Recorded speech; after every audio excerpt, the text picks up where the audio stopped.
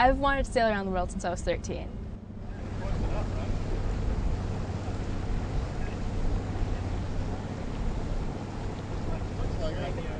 At the time, 13 years old, I actually used her to solo on a yacht up and down the coast. And things weren't going very well. It was cold, it was wet, and I thought this would sort her out. This would quench that thirst for adventure and everything.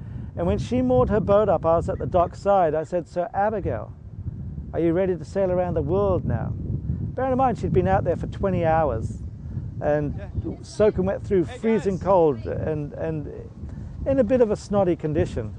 And she turned around and looked at me straight in the eye and said, "Where's my boat?" I thought, ooh, this is serious. Of course, at 13, your parents aren't really all that willing to buy you a $90,000 boat and send you around the world. So I just kind of kept bugging them, kept sailing, kept working towards it. We were like, oh, well, that's interesting, you know. You're 13, you know, just keep dreaming. Put up with them trying to scare me out of it and all that. And so here I am now. First boat I moved onto, I was 2 months old, so it kind of just happens. I mean, you live on boats, you know how to sail. In most families, sailing around the world at 16 is kind of, they just never would think of something like that, but it's kind of a fit for our family. It's what we've always done. Watching my brother sail around the world, it kind of encouraged me. I think it encouraged a lot of people just to go out there and do it. We picked up the boat in Newport, sailed it down to Fort Lauderdale, loaded it onto a ship. We're going to take it up to Marina del Rey. When I was out there, I mean, one of the main problems was collision courses with other boats. I had all these radar alarms set up, but, you know, they would fail occasionally, and if you hit another ship out there, you sink. And, you know, the loneliness out there is hard. It gets easier as you go along, but Abby's going to be going out without any stops, just straight away. So, I mean, she's going to be really mentally prepared for that. I'm probably going to miss my friends and family the most.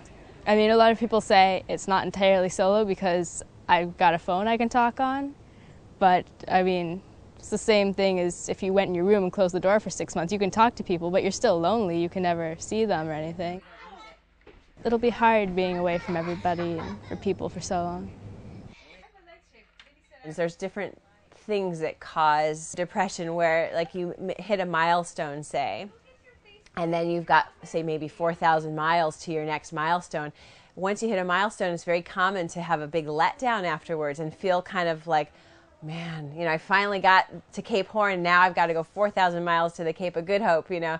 And so we have plans for putting treats and notes in her food bags and, like, new music and pictures and little gifts so that it'll boost her spirits some.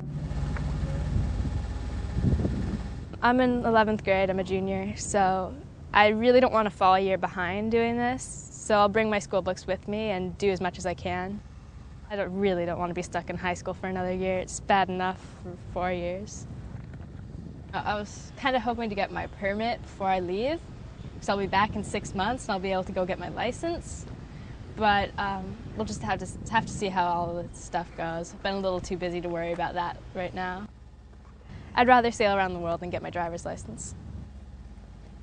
So I'm starting up here at Marina del Rey, and I'll come straight down here, around Cape Horn, just kind of through the Southern Ocean, around the bottom of the world. And then when I get here, I'll decide whether I go through the Tasmanian Sea or down around the bottom of New Zealand. Because down here there's been icebergs floating right up to New Zealand, but right here the wind is right on the nose if I come up through here. So I'll either go through there, around there, and back up to Los Angeles, to Marina del Rey. We chose the nonstop route just because we felt it would be safer overall for Abby. A lot of the places that Zach pulled into were filled with political unrest and violence, and just really unsafe. And you know, here you've got this young blonde thing, you know, who's,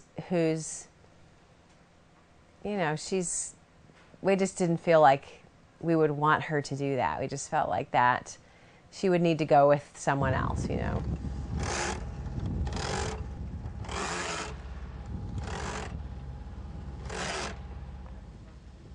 Then there was the boat. You know, since Lawrence and Abby found this open 40 that's designed for single handing in the Southern Ocean, very safe boat and very fast. So she spends less time where the conditions are awful. It's just this day. The main danger for any sailor that's embarking on such a courageous event as Abigail is complacency. You know, under complacency you can list, you know, falling off the boat, not checking the rigging, being apathetic, not going over your chores. Yachting and boating is 80% sheer boredom out there. Then you have 15% of where it's kind of hanging on for your dear life and it's dangerous. And then you get 5% sheer terror. Also, sleep deprivation was probably my greatest kind of day-to-day battle out there. And there are times where you just didn't get sleep for 3 days if you're in a storm and you need a hand steer. That's one of the things with single-handing. There's no one there to take your place. When there's food, diet changes, just not hanging out, not running, you know, your body goes through changes, I guess, you know. It's just, there's a lot of different stuff that happens. So she's just kind of got to know what's going to happen and get ready for it. I'm also working on her medical kit and her ditch bag, making sure she's got everything that she needs in case of an illness or injury. And in case she needs to abandon the boat, she has a ditch bag that's full of survival equipment. It's a very real possibility that I could die, and it was a very real possibility that my brother could have died. There's times where you're going through hell, but it always ends, and it's just something you got to keep in mind, that it's going to end and you just need to keep going. One of the big factors in making this decision is obviously we're born-again Christians, and nothing is, we don't make any decision just based on a feeling or even on sound knowledge. We also pray about it. You know, the conviction of prayer and answer to prayer has led to where we are with Abigail's campaign, and it definitely helps in the whole process and scope of making decisions. I think that if it wasn't the Lord's will for me to do this, I wouldn't have found a boat that would have worked, and I wouldn't be here right now. And all the criticism, I guess they're kind of hoping to discourage me, but it kind of just, you know, makes me want to do it just a little bit more, just to, you know, show them that I can. I think the main drive behind this is doing my personal best. The record, it's kind of like a goal to shoot for. It's not that big of a deal, and if I get it, that's great, and if I don't, still great.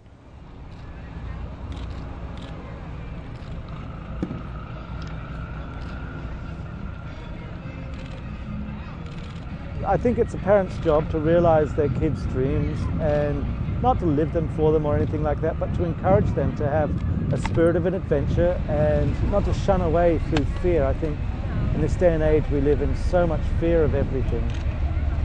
She's over here, babe. There she is, see?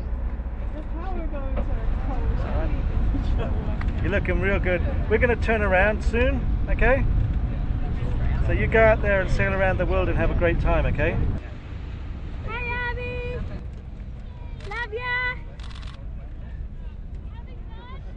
You have to evaluate, and at some stage you have to let the reins go, and this is our stage in life that we're letting the reins go with a lot of parental guidance and advice, and I think she's going to accomplish her goal and do it very well. And don't be late for dinner in about 6 months' time, okay? Love you, bye. Once you are out there, it's like nothing else matters. Go, Abby! Yeah!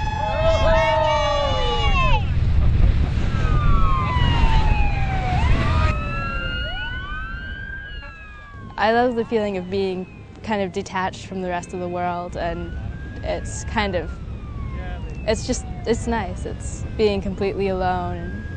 I mean, 6 months of it may be a little bit of an overdose, but I do like it.